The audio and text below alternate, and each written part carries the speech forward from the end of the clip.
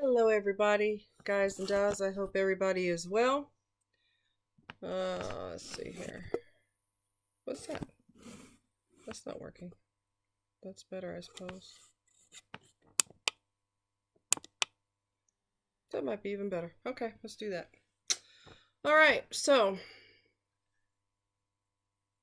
uh, a couple things. First of all, it's been a long day. So, let's talk about my dog first because that's was a real big issue and it's working itself out. Thank you. Thank you. Thank you. Thank you. It's working itself out. Um so Milo had an episode in the car. That's my dog. He had an episode in the car where he started doing this snorting type of heaving and heavy respiratory breathing, very much a struggle to breathe. And so I thought that was asthma, and that was over a month ago that happened in the car, and it just scared me. It was like it's like I mean, it's hard to I can't even it's snorting and struggling to breathe, and his rib cage is expanding. I mean, he was struggling to breathe, and I really did think it was asthma.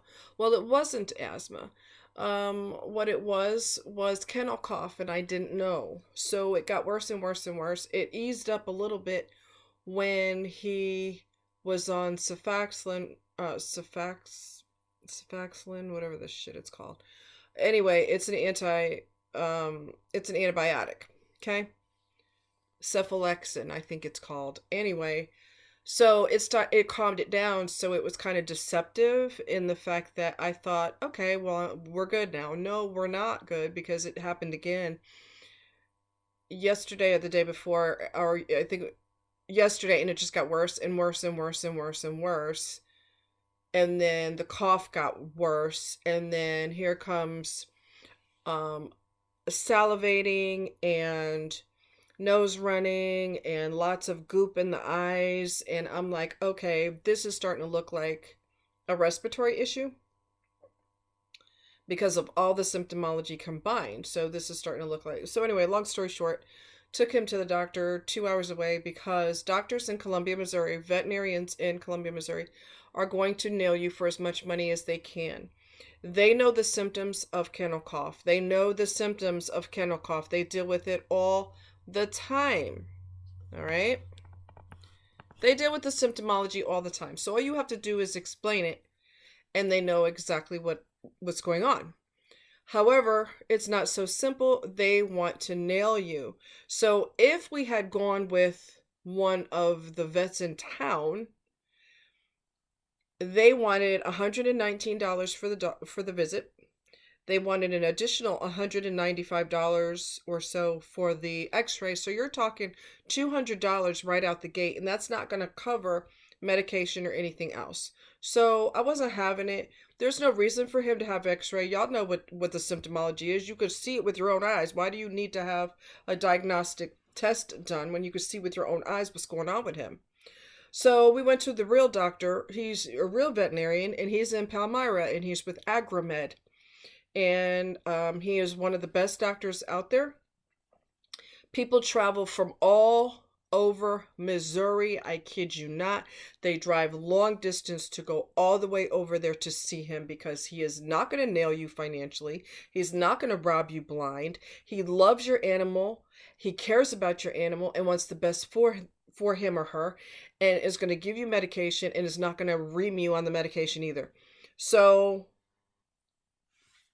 that's what ended up happening. Ended up going all the way to Palmyra and took him there, and it costs $91 instead of over $200 because he's not greedy like that. So he's a decent vet. I mean, he's you're not going to walk away feeling like you just gave him the numbers to your bank account and you just, in addition to that, you left your wallet on the counter. He doesn't do that. He's not about that. Okay? So he had 2 shots today. One of them, he screamed and yelled and acted like he was being murdered, probably because it burned. That's the only thing I could think of, but he's dramatic anyway. Okay, let's just keep it real. He's very dramatic. So it probably burned going in. And then he didn't, because he pulled away, he had to inject him a third time to give him the remaining medicine from the second injection. My son he's a drama queen. I mean, it's just how it goes. So, another thing. Anyway, he's on the mend, and I'm gonna start his medication tomorrow. It is gonna be a Z pack, zithromycin, which is also an antibiotic. Okay. One thing that I hate is injustice. You know that. You guys know I cannot stand injustice. I do not like when people get lied to, manipulated, tricked, maneuvered, played with, toyed with, used up, and then tossed in the trash. I cannot stand when people dog other people out. And so I was on the receiving end of, I had purchased this nail glue called KDS. It normally is superior. It's normally fantastic until this batch that I purchased. And this batch was actually only one tube worked, and the rest of the tubes there were only like 4 or 5 tubes in there, and they were all dried up. So to say that I was very angry does not even scratch the surface, and I had to make myself calm down because I was in the mood to start breaking things, and I don't normally do that, but I'm not going to get yanked, and if I do get yanked, I'm going to tell the whole world what you've done, and I hope you see a major decrease in sales because I'm not playing with your god dang ass. So it was the KDS nail glue. They come in these little skinny tubes like this. And if I were you, I would steer clear of that. Now, there are some ladies on YouTube that are teaching you how to not use nail glue anymore. And they're teaching you to use different products. One of them, I'm going to see if I can.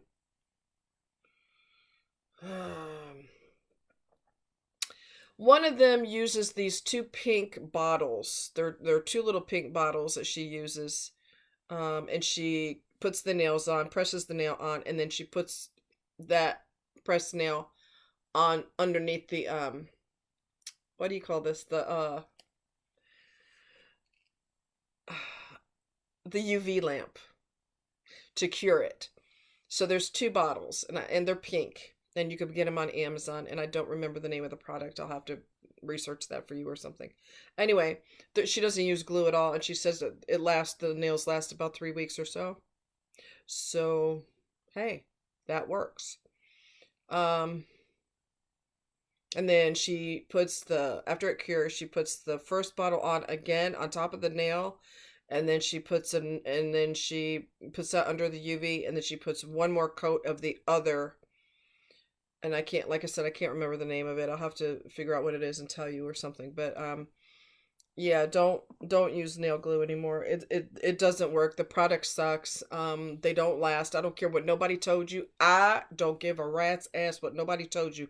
They don't freaking last. And I'm OCD about cleaning my nails first, dehydrating them properly. You buff them up, you buff the nail, the actual nail that you're putting on, you do all of that. I do all of that and then some. And the quality now is just horrible. And forget about the glue that comes with the nails. You could totally forget about that right now because you might as well use Elmer's glue if you go use the glue that comes with it.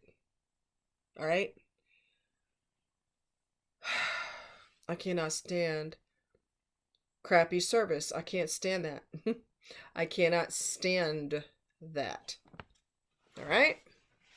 So, I think I'm done now. Yeah, I think I'm done. I'm pissed. I'm really angry.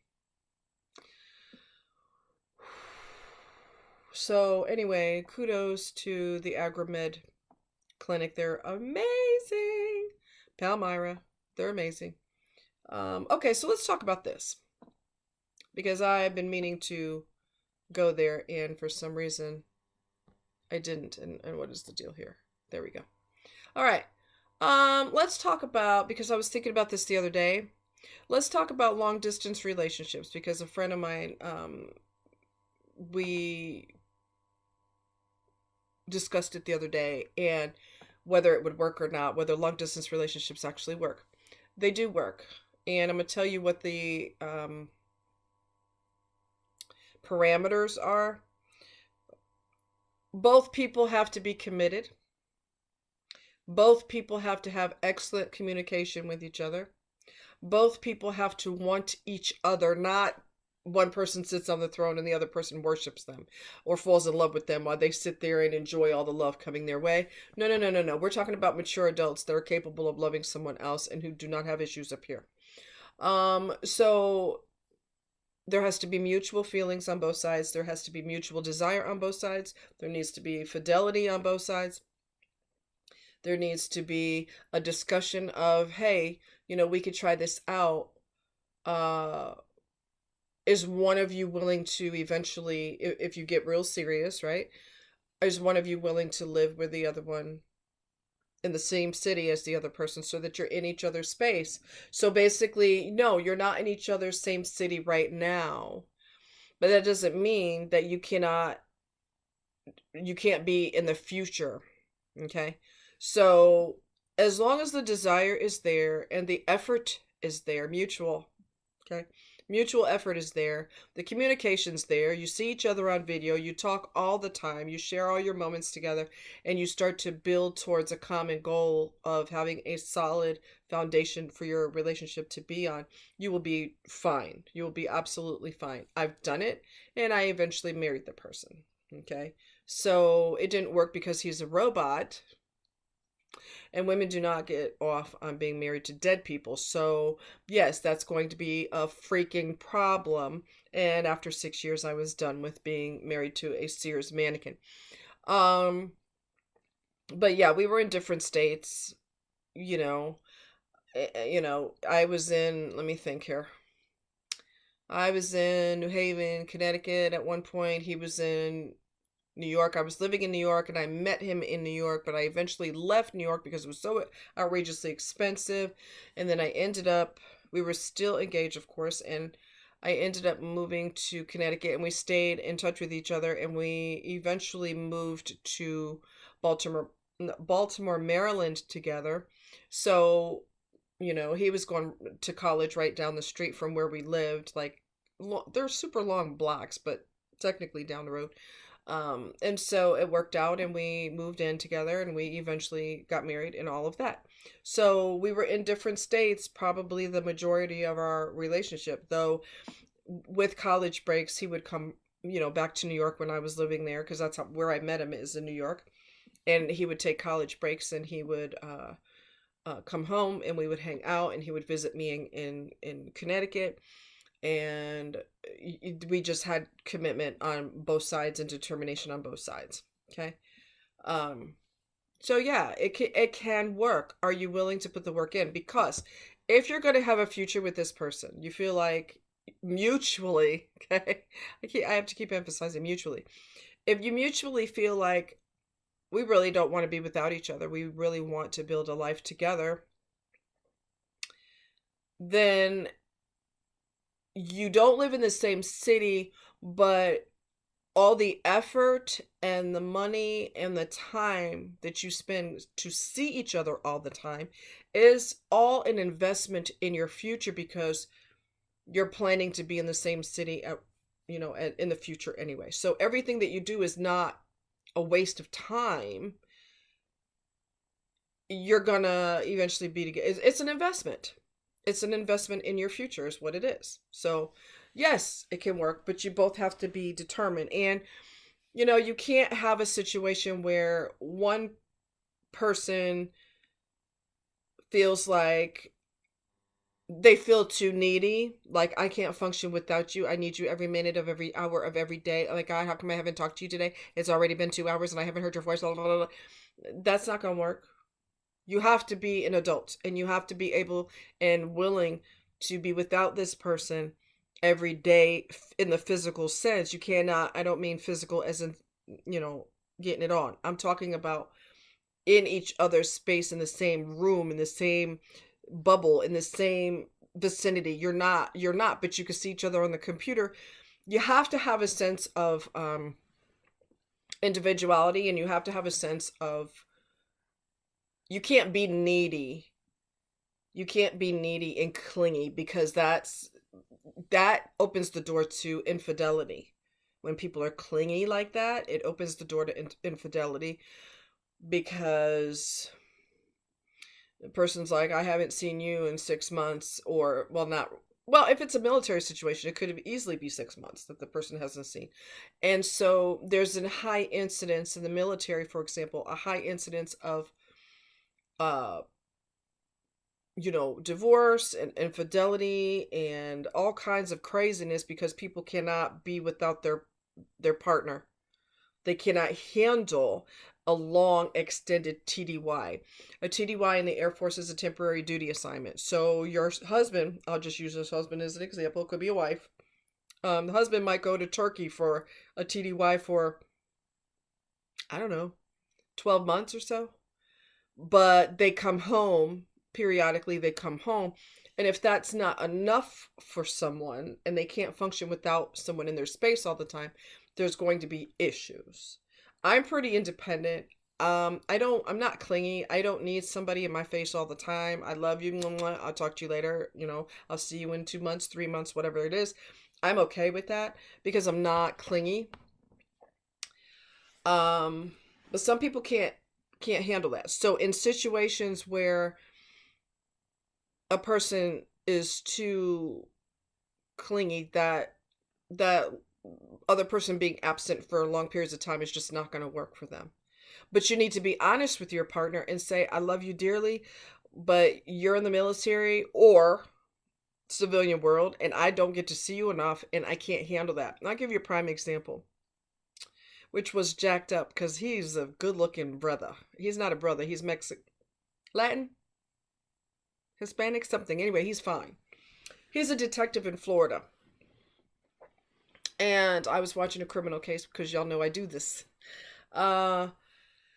And so what happened was, long story short, they were dating, they were engaged, she had got her wedding gown and everything else. Well, he's a detective, right? So, and this is a true story, he's a detective with the Miami something police department down there, I believe. And he is fine. Anyway, he could arrest me any day of the week. Okay, let me focus here. Quit laughing, it's not funny. Anyway, so not only does this breakup happen, but it happens on camera. Like, the evidence is right there, because the camera pans to, okay, this is my fiance's gown hanging in the closet, and we're going to get married, and da da da da, and she can handle my hours, because homicide detective is not going to be a 9 to 5. It is not a 9 to 5. People kill all hours of all days, and it's not a 9 to 5. I guess she didn't like the fact that a lot of times he just wasn't gonna be available when she wanted him to be available. So he came home one day, the camera followed him, and all her stuff was gone. I was pissed. You knew goddamn well that I'm going off now. You knew goddamn well he was a detective. You freaking knew that shit. You knew that. And you knew it wasn't a 9 to 5. You knew it wasn't a 9 to 5 when he became a detective, or he was a detective when you all met. So, what's the freaking problem? You're a grown-up. You don't need him to hold your hand every day. You don't need that. You're supposed to be an adult. What the hell? I was so pissed. I was so pissed at her, because you knew the nature of his job when you either got with him or you stayed with him, and this became the nature of his job, or whatever the scenario is. You knew that this man, with his fine self, anyway, you knew that he works crazy hours, but he has to come home eventually. They live together. He's got to come home eventually. He might come home just to sleep, or take a shower, grab something to eat, and crash. But you still get to see him. He's not moving out because he's a detective. And you'll see him when the case is solved, if it ever gets solved. You know, that pisses me off. If you cannot be an adult and you cannot occupy your own time, do not get involved with that person and do not break their damn heart. Because you know who you are and you know what you're all about and you know you have a small attention span. God dang it. Don't waste people's time. I was really pissed that she did that. I was really pissed. I'm still pissed. I have to let it go because it didn't happen to me. It happened to him. But it pisses me off because you god dang knew what you were signing up for. And if you didn't know, you started to see the pattern of him not being around. And it's not going to be an easy situation. I can handle it because I'm an adult. I don't need you to hold my little hand and say, well, baby, I hope you don't cry, but I have to go solve a case now. Okay, can you handle it? I love you. I'll bring you some lollipops. I don't freaking need that. And I'm an adult. Is it going to be frustrating? Yes. Is it going to be nerve-wracking? Yes. Can you ever make plans? Probably not. Because he may have to leave. Or if it's a woman, she has to leave because she has to solve the case. You know, you can't really make solid plans unless that person has the weekend off or whatever the case is. You can't make solid plans because they're going to have to leave. You can't go to the opera right in the middle of the opera. They got to up and leave. Their beeper went off. You knew what you were signing up for. And what you should have done, and this is for anybody who tries to pull this stunt, when you see what you're actually dealing with, the person cannot make plans. They have to leave the movie early. They can't go, they'll go to the barbecue, the family barbecue, but they got to leave right in the middle of it. You know, y'all might have to take separate cars in case you want to stay longer.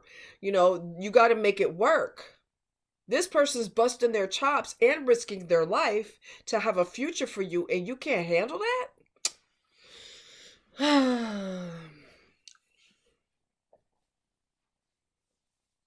Really? So, anyway, Kevin, if you are a detective in Miami, contact me. Write me on my page because you are fine as hell if you're not involved with somebody or married now. Because you're fine. Anyway, Miami Police Department. I think, I don't know what the hell. I don't want to put his last name on here, but Kevin, you fine. I'm just telling you. And I'm sorry that happened to you, and you're fine. And did I tell you that you're fine? Okay, just reminding you.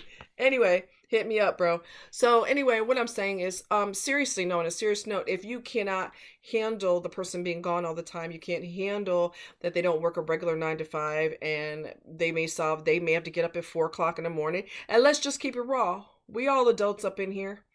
There may be times that y'all are right in the middle of getting some lovey-dovey time on, some adult playtime, and the phone rings. That's the nature of the beast. That's the nature of the beast. So when you know all of these things, or you see them unfold in front of you, then that's your time to bow out. You don't wait until you're going to get married and then say, you know what, I think I'm changing my mind. Bye. You don't do that. You don't do that. He's busting his behind so y'all can have a future, so that he's with you or she's with you every day once they retire or once they're no longer working in that field. It's an investment in your future. So you have to make a lot of sacrifices along the way. If you do not want to make those sacrifices, do not break someone's heart. Get the hell up out of there. In the beginning, before they fall in love with you, because that's not fair to them. Man or woman, it's not fair to them. Okay? All right. So, yes, long distance can work, but you got to make it work. You got to put the effort in. And that's just how it goes. So if both parties are diligent in resolving issues, keeping communication lines open, make it a concerted effort to see each other every so often, every few months or whatever the case is, you're going to make it happen. And it, like I said, what do I keep saying? It's an investment in your future so that you are in the same space and time together in the future. One of my friends' friend is seeing a woman. They had a relationship before and it didn't work out, and now her husband, she got married to someone else, her husband died, and they rekindled because they're both single. So they rekindled. Honey, he lives in New York and she lives in Florida. And they see each other all the time. They both have the money or frequent flyer miles or whatever the hell they got, and they go back and forth, basically commuting from one end of the East Coast to the bottom end of the, they commute back and forth to see each other. They're not planning to get married at this moment.